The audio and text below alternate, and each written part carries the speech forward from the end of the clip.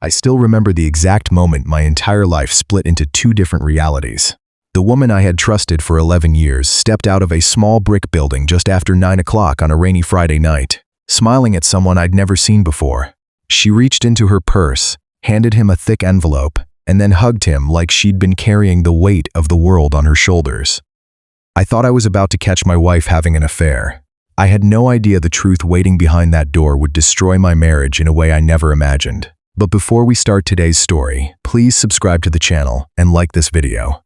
My name is Daniel Brooks, I'm 38 years old, and until 6 months ago, I believed my wife Emily and I had the kind of marriage everyone hoped for. We weren't perfect. Nobody is. We argued over bills, forgot anniversaries once in a while, and disagreed about silly things like paint colors or vacation plans. But we laughed together. We trusted each other. At least, I thought we did. Emily worked as a senior accountant for a medical supply company in downtown. 3 years earlier, she'd come home looking exhausted. "I've been offered a chance at a management position," she said while kicking off her shoes. "But it'll mean staying late every Friday for a while." "Every Friday? Just until they decide who gets promoted." I smiled and kissed her forehead. "You've worked hard for this. Go get it." From that day on, every Friday became exactly the same. She'd leave early, she'd text me around 6, still at work. Then another message around 8. Running behind, she'd finally come home between 10 and 11, tired enough to barely speak before going to bed. At first, I admired her dedication. Months passed, then a year, then 2, then 3. I occasionally asked about the promotion. "They keep delaying the decision," she'd sigh. "Corporate bureaucracy." It sounded believable. After all, companies do things like that. I never questioned it, until little things started adding up. One Friday, I stopped by her office with her favorite Thai takeout. The receptionist looked confused. "Emily?" "Yeah, she left around 5. I laughed awkwardly. "You sure?" She checked the computer. "Positive." I stood there holding 2 bags of food while my stomach slowly tightened. Maybe she'd gone to another office. Maybe she forgot to tell me. I called her, no answer. 5 minutes later, she texted, "Still buried in spreadsheets, can't talk." I stared at the message. She wasn't in the building. I knew that for a fact. When she came home that night, she kissed me like nothing had happened. I almost confronted her. Instead, I swallowed the question. I wanted to believe there had to be an explanation. The next Friday, I checked again, different receptionist. Same answer. "Emily? Oh, she left a while ago." Now I couldn't sleep.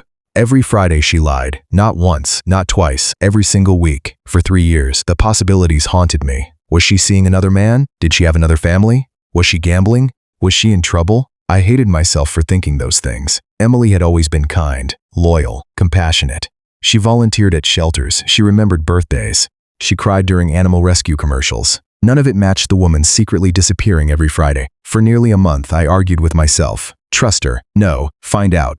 Finally, one Friday, I left work early. I parked 2 blocks from her office. At exactly 4:57, Emily walked out carrying her purse. No coworkers, no laptop, no paperwork. She looked around before getting into her car. That single glance shattered something inside me. People who have nothing to hide don't check who's watching. I waited until she drove away. Then I followed. Every red light felt like torture. Every turn made my pulse race. She drove across town into an older neighborhood I'd never visited. Not dangerous, just forgotten. Small brick buildings, old churches, community centers. She finally parked beside a narrow 2-story building with faded white paint. There was no company logo, just a small metal sign near the entrance. She looked around once more before walking inside. I parked half a block away. My hands wouldn't stop shaking. This was it. I'd finally learned who she'd been lying for. I walked toward the building as quietly as I could. The front windows were covered with frosted glass. I couldn't see inside.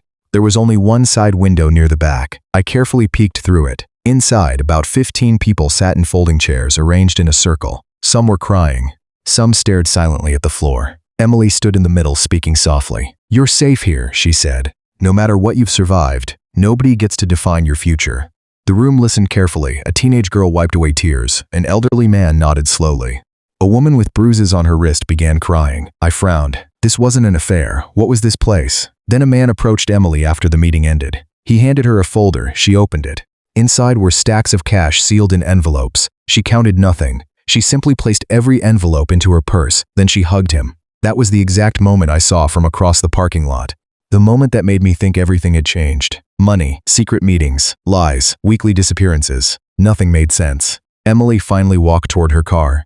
I ducked behind another vehicle before she could see me. She drove away. Instead of following her home, I waited.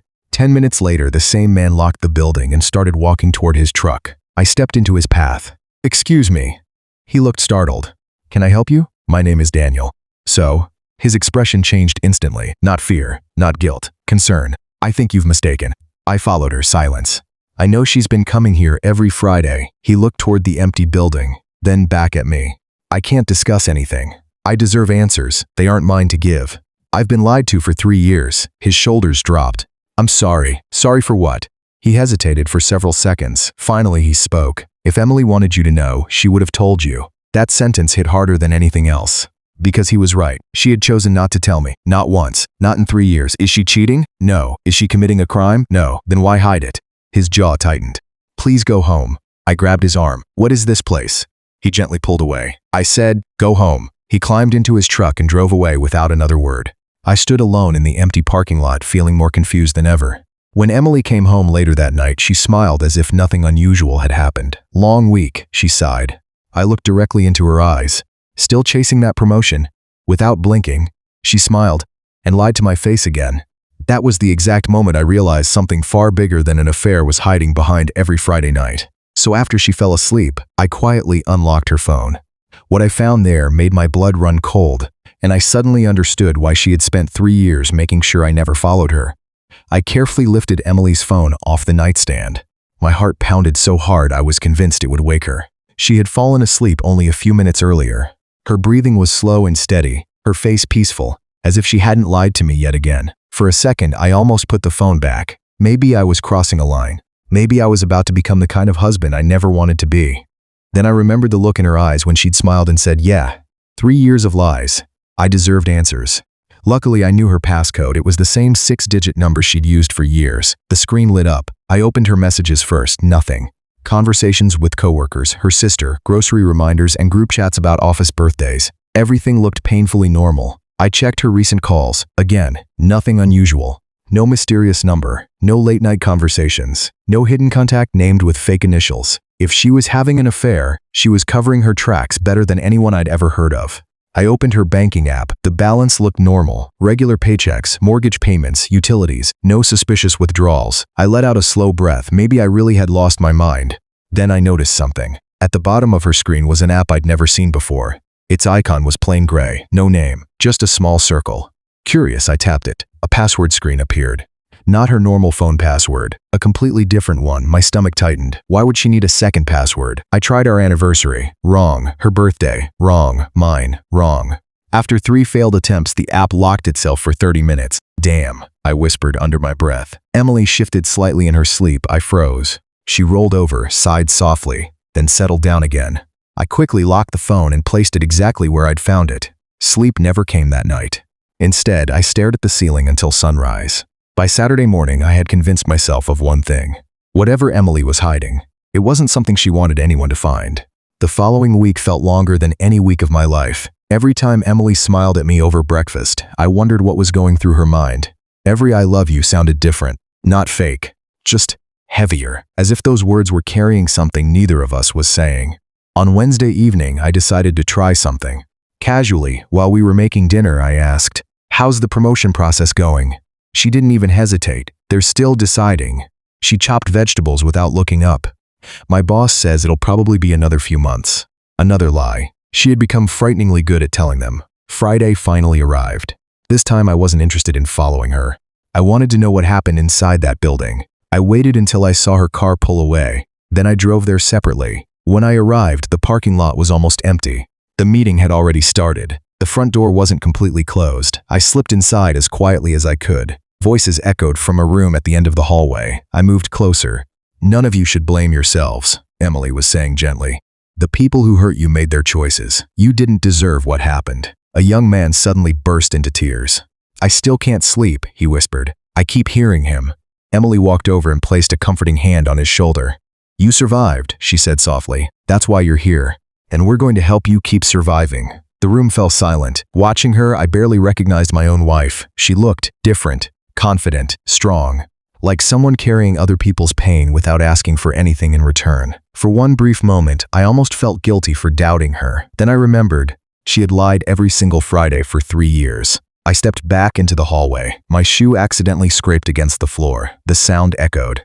Inside the room, everyone went quiet. Did you hear that? Someone asked. Footsteps, coming toward the door. My pulse exploded. I turned and hurried down the hallway just as the door opened behind me. Hello, a man's voice called. I pushed through the front entrance and disappeared around the corner of the building before anyone saw my face. I stayed hidden beside my car. A minute later, the same man I'd spoken to last week stepped outside. He looked around the parking lot carefully, then he went back inside. I waited another 20 minutes. Eventually, people began leaving one by one. Some hugged Emily, some thanked her. One elderly woman held both of Emily's hands and said, "You saved my granddaughter." Emily smiled, but there was sadness in her eyes. "I only gave her a chance," she replied. She saved herself. Those words stayed with me all the way home. Nothing I had seen matched the picture of an affair, but none of it explained the lies, or the envelopes full of cash, or the hidden app, or why her own husband wasn't allowed to know. That night, while Emily was taking a shower, her phone buzzed on the kitchen counter. The screen lit up for just a second. A notification appeared. Friday Fund, new intake approved. Before I could read anything else, the notification disappeared. Emily walked into the kitchen with a towel drying her hair. She smiled when she saw me standing there. "You okay?" I forced a smile. "Yeah, just thinking." She kissed my cheek. "I'm going to bed early." As she walked away, I glanced back at the phone. One question kept repeating in my head. What was the Friday Fund? And why had my wife built an entire secret life around it? I didn't know it yet, but by this time next Friday, I would discover the truth hidden inside that gray app. And once I saw what was really inside, there would be no saving my marriage. I barely slept that entire week. Every time I closed my eyes, I saw Emily standing in that circle of strangers, comforting people who looked completely broken.